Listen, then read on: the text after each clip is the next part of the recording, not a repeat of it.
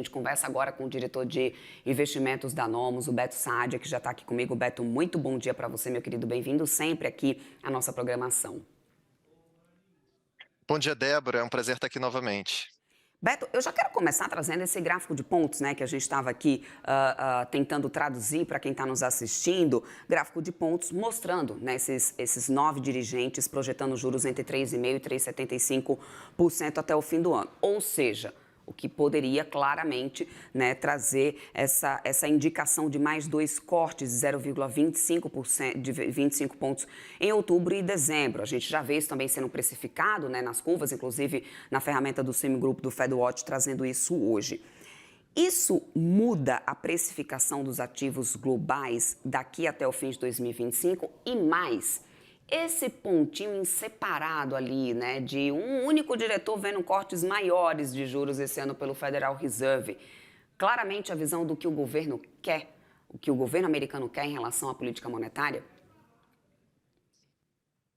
Pois é, Débora, e se fosse um outro diretor, talvez não causasse tanta apreensão, mas pelo fato de se tratar do Stephen Miran, a gente entende que, obviamente, há uma suspeita ali de uma influência cada vez maior da Casa Branca. Na verdade, o Stephen Miran, ele era o presidente do Conselho de Advisors Econômicos, o CEA, né, que é um órgão de economistas que orientam a Casa Branca, ou seja, ele é ligado à Casa Branca. A partir dessa situação que ele vai agora, se torna um diretor do Fed, ele não renuncia ao cargo da Casa Branca, ele mantém o cargo, ele faz somente uma saída através de uma licença, então existe ainda uma ligação da Casa Branca com o Fed. E aí você vê agora também a aprovação dele foi muito recorde, né? Foram uma aprovação pelo Senado dele se tornar diretor em apenas 2 semanas. Então, essa situação ela é sem precedentes no Fed, tá? Essa ligação com a Casa Branca dessa forma que eu comentei.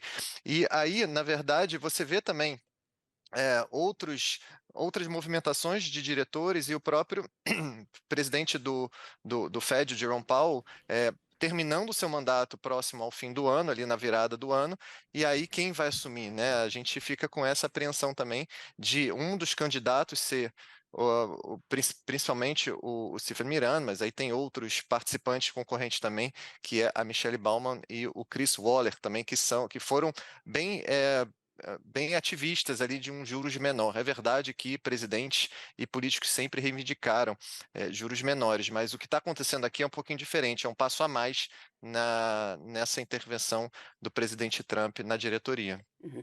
Agora, a gente tendo essa maior clareza sobre esse ritmo de afrouxamento monetário nos Estados Unidos, né? A gente deve começar também a ver uma reprecificação de ativos globais, a gente deve ver uma recalibragem ainda para até o fim de 2025. Beto, você acredita que tudo já foi precificado? Porque a gente já vinha acompanhando, né, uma precificação muito forte desse início do afrouxamento monetário nos Estados Unidos. Como que você está avaliando isso?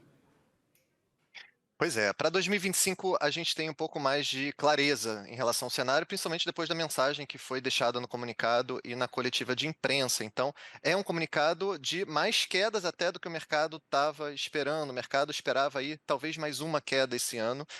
Eles disseram que, além da queda de ontem, terão mais duas, né? Pelo menos a se ver pela mediana desses gráficos, do gráfico que você mostrou do dot plots, tá? Já para o ano que vem e para os anos subsequentes, você percebe uma grandíssima incerteza. E por que isso está acontecendo?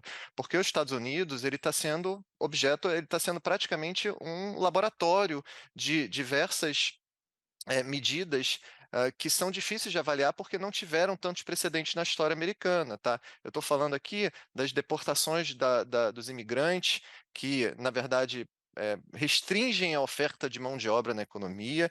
A gente pode falar também das tarifas também, que é bem inusitada a forma que isso está sendo feita. Os economistas estão tentando trazer o máximo de conhecimento possível para saber o impacto das tarifas, e eles estão muito divididos, tá? Alguns acham que isso já foi precificado nos bens americanos, outros ainda não, outros ainda projetam uma precificação que pode até se amortizar ao longo do ano que vem. E, por fim, você tem também uma queda de juros nos Estados Unidos, olha que interessante, a partir de uma situação que a inflação não está se desacelerando, tá? Lembra que naquele seminário de Jackson Hole, no estado de Wyoming, o Jerome Powell, através de uma coletiva de imprensa, ele sinalizou uma mudança muito brusca de orientação do Banco Central, que ele falou, a gente vai olhar mais agora para o mercado de emprego em vez da inflação. Então, ali já estava sinalizada uma queda de juros bastante acelerada daqui para frente. E isso acontece em meio a uma inflação nos Estados Unidos que ainda persiste, que é alta e que a gente não sabe se é temporária ainda, tá?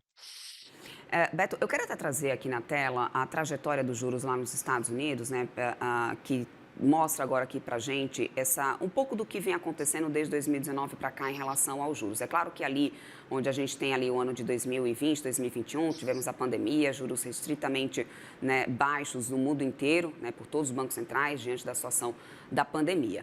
E aí agora a gente tem, né, em 2025, esse patamar de 4 a 4,25%, então, portanto, né, de juros nesse momento pelo Federal Reserve, é a decisão que a gente tem. Eu trouxe aqui esse gráfico porque mesmo diante dessa redução de agora, a gente ainda tem juros estritamente altos, né? Ou seja, ainda no patamar que historicamente não condiz com o que a gente vinha acompanhando da política monetária americana, obviamente antes da pandemia, que eu acho que é o patamar que a gente pode ter mais real nesse momento. Diante disso, diante de ainda ter um juros elevado, né, num patamar que não era comum a gente ver numa economia como os Estados Unidos, qual que é o efeito que você acredita que a gente deve ver na economia americana em relação aos juros mais altos, né? Às vezes a gente pode ficar falando assim, mas juros lá nos Estados Unidos 4%, aqui no Brasil a gente tem juros a 15% e a gente já está muito mais colado, eu acho, com esse cenário. Pois é, mas lá não há esse hábito, esse costume com juros tão restritivos assim. Qual que é o risco disso, Beto?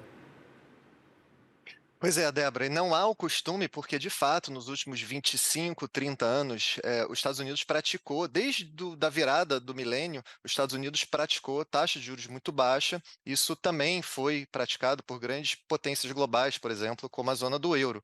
E, na verdade, aí eu estou trazendo um contexto até mais histórico aqui, depois da crise de 2008, e também que foi seguido na pandemia, os Estados Unidos e a Europa, entre outros países, entenderam que podiam trabalhar com taxas de juros muito, muito baixas, tá? Beirando, inclusive, ao zero, em alguns casos até negativo, tá?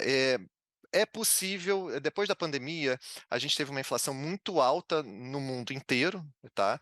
Uma inflação de bens, tá? Lembra que as pessoas, a partir do momento que elas ficaram em casa, elas ficaram com mais renda, porque elas pararam de gastar em restaurante, cinema, oficina, salão de beleza, academia, elas pararam de gastar nesses serviços, elas começaram a gastar em bens. Então você teve uma inflação de bens muito acelerada, e isso acabou fazendo com que todos os bancos centrais tivessem que subir muito os juros. O Brasil é exatamente um personagem dessa história. E aí agora a gente começa a reduzir esses juros, tá? Então o que a gente tem que discutir aqui, é um debate até do mundo acadêmico, será que aquela inflação muito baixa, aquela taxa de juros que beirou a zero durante muito tempo nas potências globais, o Brasil chegou com uma taxa Selic de 2%, que é bem inusitado. Será que aquilo era uma realidade estrutural? Talvez não, né? Talvez a gente tenha, de fato, que aceitar não só taxas de juros mais altas, como inflações mais altas também, né? Por isso que os Estados Unidos, a gente acha que os Estados Unidos vai trabalhar com uma inflação um pouco acima até de 3% durante muitos anos, tá? É possível que essa inflação chegue a nunca convergir para os 2% da meta. Então, vai se discutir, inclusive, se a meta ela está correta, né? Isso já teve essa discussão no Brasil, a nossa meta é de 3%. Já há um debate se isso é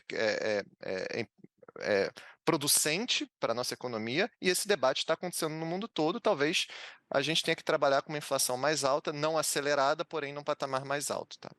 Perfeito. Conversamos aqui com Beto Saad, que é diretor de investimentos da Nomos. Meu querido, muito obrigada aqui pelo seu tempo. Até uma próxima. Bom dia, Débora. Eu que agradeço o Até convite. mais.